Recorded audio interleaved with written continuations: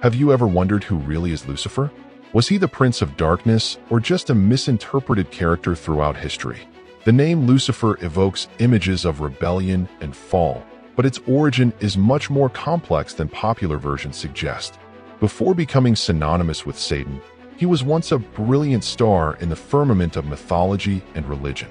The truth is that the figure of Lucifer went through a journey full of twists. From a simple astronomical symbol in antiquity to one of the most feared characters of Christian theology, its history is going through empires, sacred scriptures, and heated debates between theologians. But was it always like this? And most importantly, does the Bible really describe it as a fallen angel?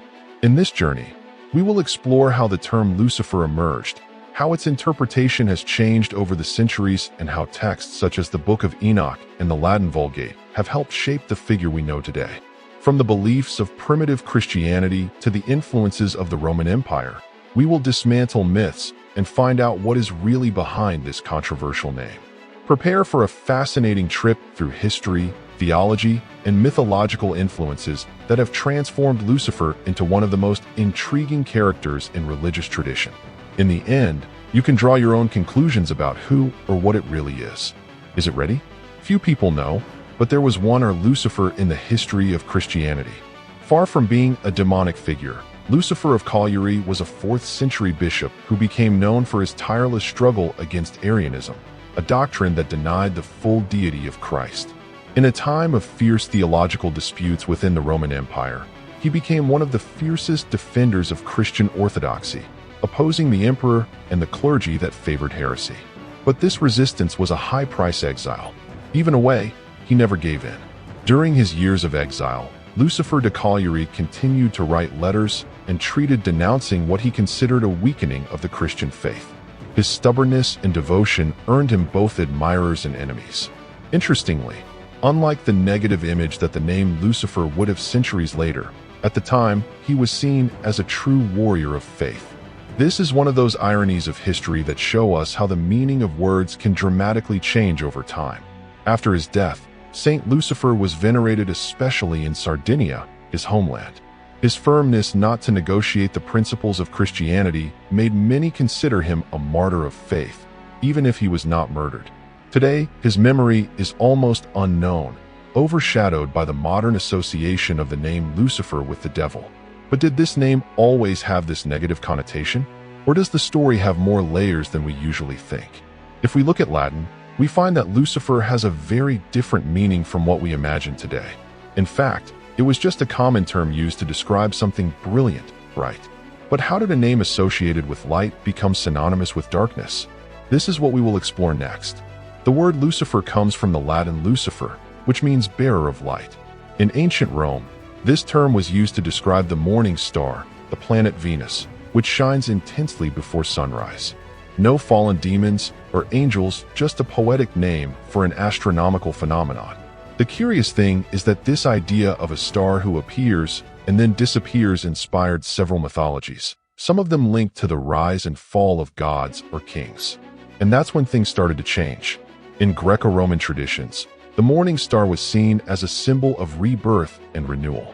In Ugaritic myths, for example, there is the figure of Adaltar, a deity associated with Venus, who tries to occupy the throne of the gods, but fails.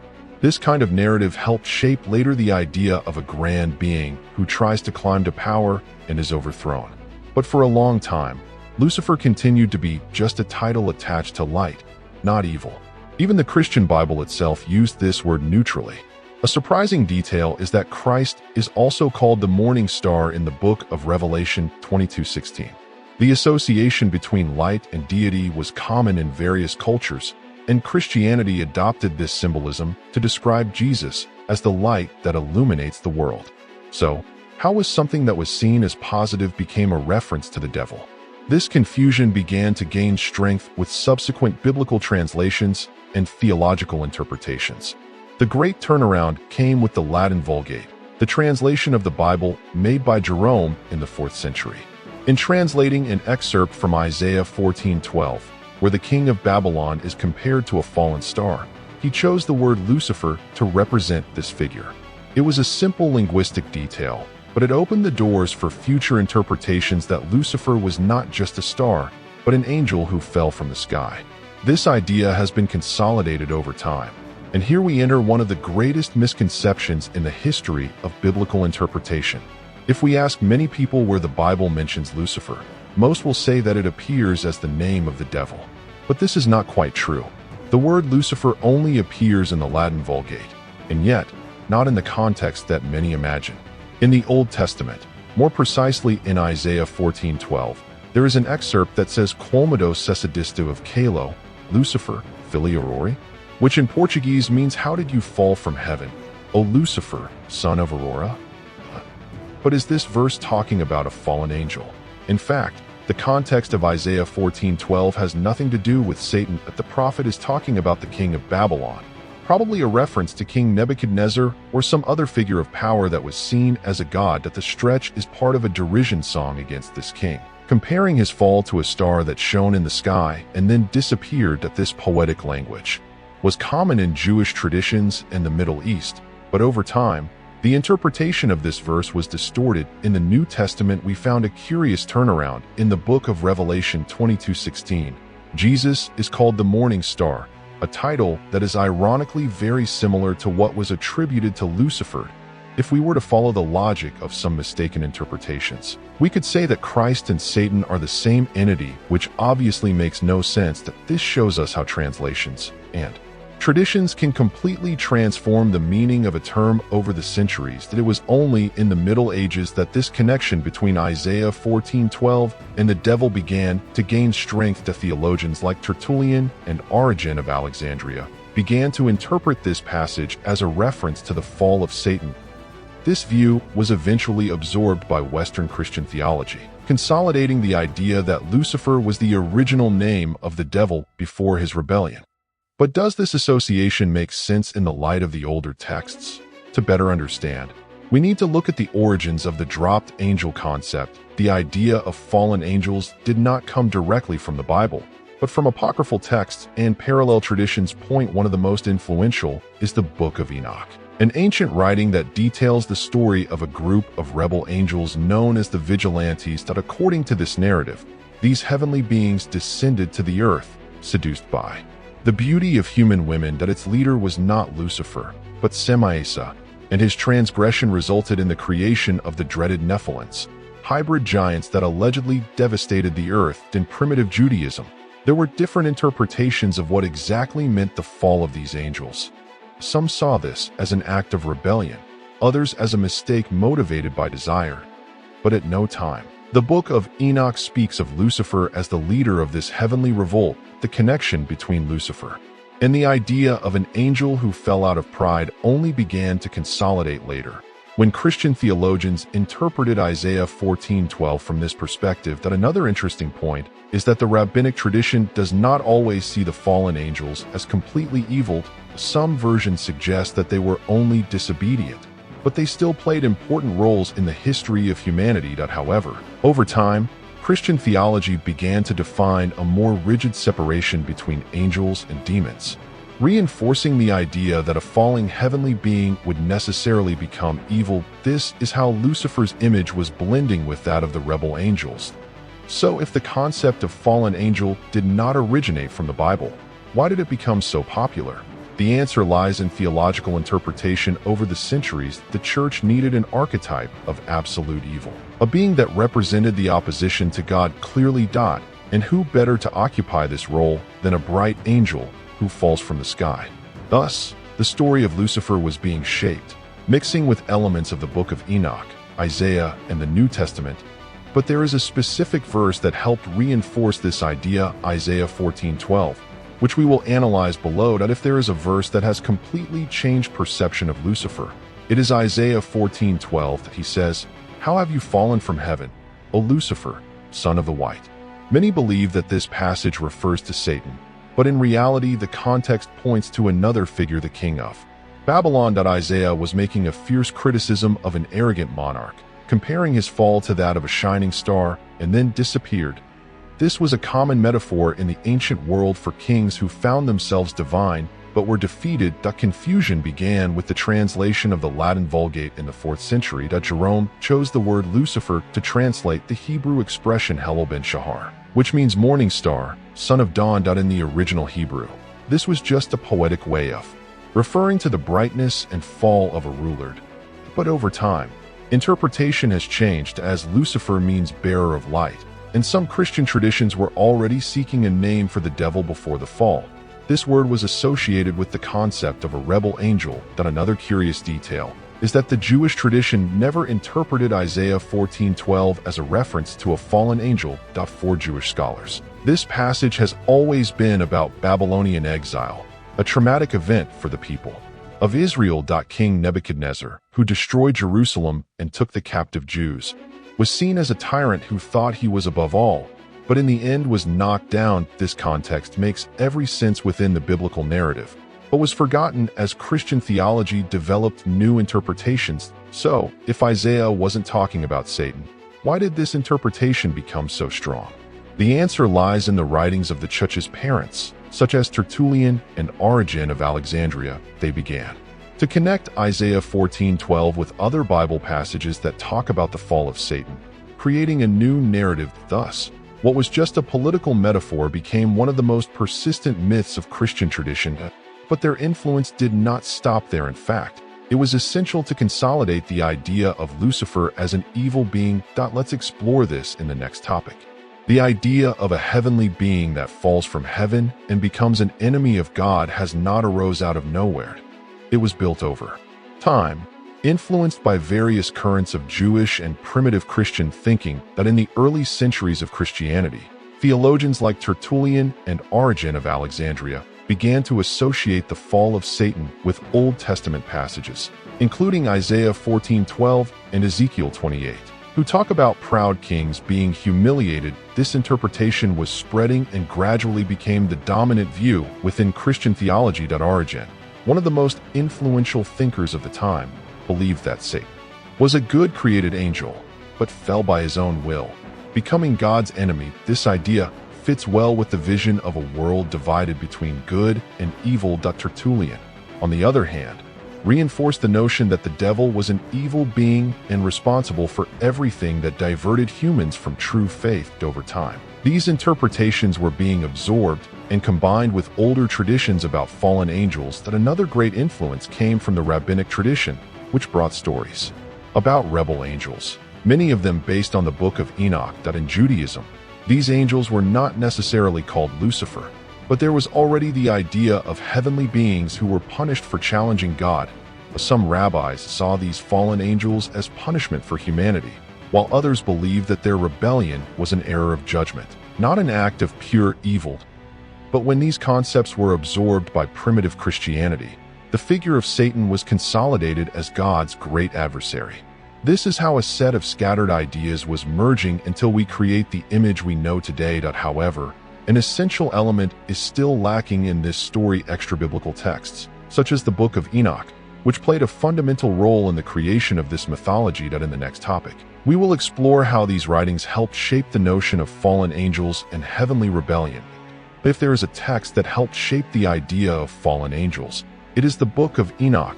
This ancient apocryphal writing, which is not part of the traditional biblical canon, describes in detail the story of the Vigilantes, a group of angels who descended to earth and became involved with human women. Led by Semiasa, these angels broke the divine rules, teaching forbidden knowledge to humanity, such as the art of war, astrology, and alchemy. As a result, they were expelled from heaven and arrested in the depths of the earth. Interestingly, the Book of Enoch does not mention Lucifer as leader of this rebellion.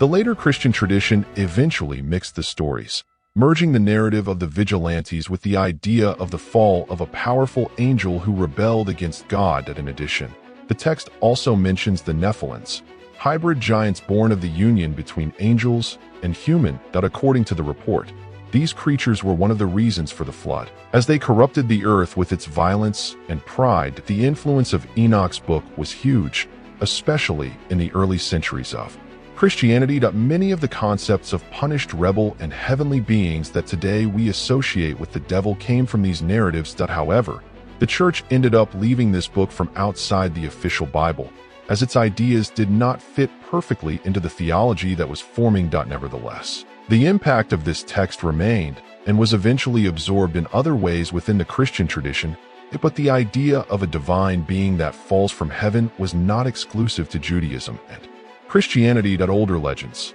coming from Ugaritic and Mesopotamian mythology, already spoke of gods who tried to ascend to power and were overthrown. In the next topic, we will explore how these myths influenced the construction of the figure of Lucifer as we know today. The idea of a divine being that falls from heaven did not only arise in Judaism and Christianity. Older myths, coming from the Mesopotamian and Ugaritic cultures, already spoke of deities who tried to rise above their place and were punished. One of the best-known examples is the story of Athtar, an Ugaritic deity that tried to take over the throne of the gods, but was rejected and ended up descending to the underworld.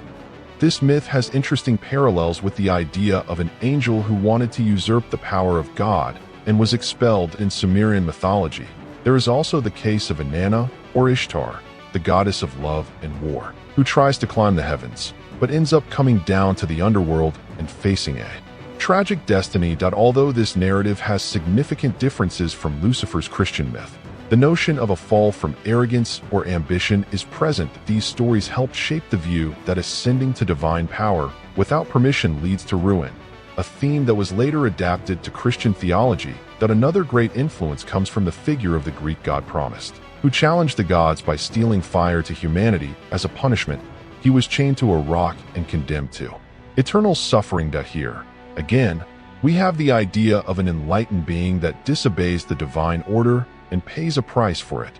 These archetypes are repeated in various cultures and were gradually incorporated into the religious imagination that led to the construction of the figure of Lucifer as a rebel angel. From these influences, when Christian tradition began to define the concept of Satan as the supreme opponent, it was easy to associate it with these old myths of fallen deities. However, this transformation did not happen at once. Only from the 4th century, with the translation of the Latin Vulgate, the name Lucifer began to consolidate itself as a title of the devil. In the next topic, we'll see how this change has happened and the impact it has had throughout history. The word Lucifer was not always associated with the devil. As we have seen, it was originally a neutral term, linked to the morning star and even used to describe Christ in the apocalypse. But then, how did he become one of the most feared names in Christian theology? This change began to happen from the 4th century, with the influence of the Latin Vulgate, the translation of the Bible made by St. Jerome. It was at this moment that Isaiah 14:12 gained the word Lucifer as a reference to the king of Babylon. And over time this interpretation was being changed. The connection between Lucifer and the devil was strengthened with the writings of the Church's parents, such as Tertullian and Origen of Alexandria, who began to associate Isaiah 14:12 with the fall of Satan. This interpretation was spreading and, in the Middle Ages, became dominant. Works such as Dante's Divine Comedy and John Milton's Lost Paradise helped consolidate this image, transforming Lucifer into the fallen archetypal that rebels against God. What began as a poetic metaphor about a proud king became one of the pillars of Christian theology. The Church also used this association to reinforce the idea of absolute evil, creating a clearer distinction between God and the devil. This interpretation was absorbed by Catholicism and Protestantism, being widespread in sermons and religious works. Interestingly, even without a solid biblical basis, this view has remained in popular mindset and persists to this day, being repeated in movies, books, and in culture in general. Looking at all this journey, we realize that Lucifer's story is a perfect example of how words and concepts change over time. What started as a simple name for a star became synonymous with rebellion and fall. But was this transformation fair? Or is Lucifer just a victim of theological interpretation? Now that we have traveled this trajectory, the final question is for you: who really was Lucifer? Throughout history, Lucifer has undergone a radical transformation and is no longer a name associated with light to become the symbol of the supreme rebellion against God. But as we have seen, this association did not come from the Bible itself, but from theological interpretations translations, and cultural influences that what began as a critique of a Babylonian king eventually became one of the most feared figures in Christian theology, thanks to the fusion of myths, rabbinic traditions, and texts such as the Book of Enoch. But this leads us to a reflection: how many other beliefs do we carry without questioning their true origins? The study of history and scripture shows us that concepts can change over the centuries, and what we take as an absolute truth may actually have been built by human interpretations. That was Lucifer just a misinterpreted symbol? Or is there anything else in this figure that we still don't fully understand? If this journey through Lucifer's history has brought new perspectives to you, don't stop here to keep exploring, researching, and questioning. True knowledge arises when we allow ourselves to see beyond traditional versions. And of course, if you want more content like this, subscribe to the channel, activate notifications, and share this video with those who love to dive into the mysteries of spirituality and history. Now tell me, what do you think about Lucifer after all this? Has your vision changed? Let's continue this conversation in the comments.